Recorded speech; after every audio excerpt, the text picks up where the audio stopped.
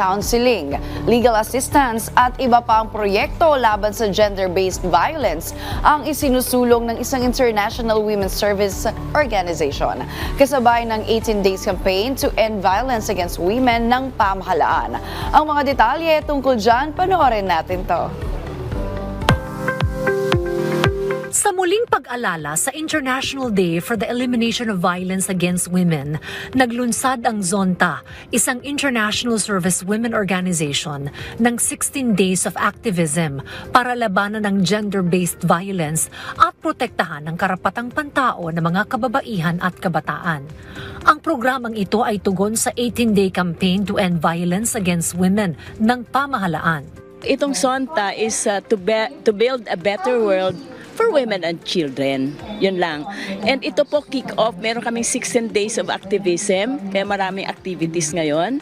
Now we're having programs all over the Philippines kasi international ito. And we hope na by this activism, makakatulong kami sa mga kababaihan. Aktibong nagsasagawa ang grupo ng mga seminar at workshop upang magbigay ng kaalaman tungkol sa gender-based violence at mga hakbang upang labanan ito. Patuloy din ang pagbibigay nila ng suporta at mga serbisyo para sa mga biktima ng karahasan, kabilang ang counseling at legal assistance. Under my area, I have 19 clubs. They have their own projects, activities like what? They have forum and talk about the rights of the women and children. And they will also give free medical advice on those who cannot approach the legal process or fear of approaching them.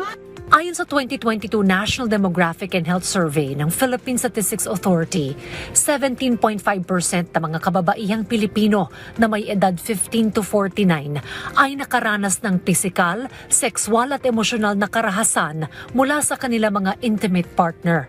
Kaya ganoon na lamang ang pagsusumikap ng grupo para wakasan ito.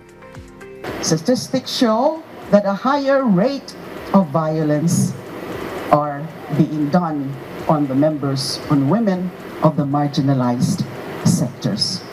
And yung kanilang suffering is not just physical harm, but also all forms of psychological and mental pain ang nararanasan ng mga biktima ng domestic violence.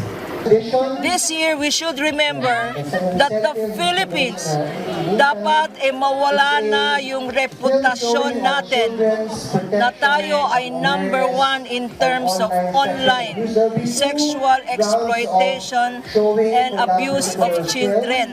Sa pamagitan ng kampanyang ito, ang ZONTA International ay patuloy na nagpapaabot ng mensahe na walang puwang ang karahasan sa ating lipunan.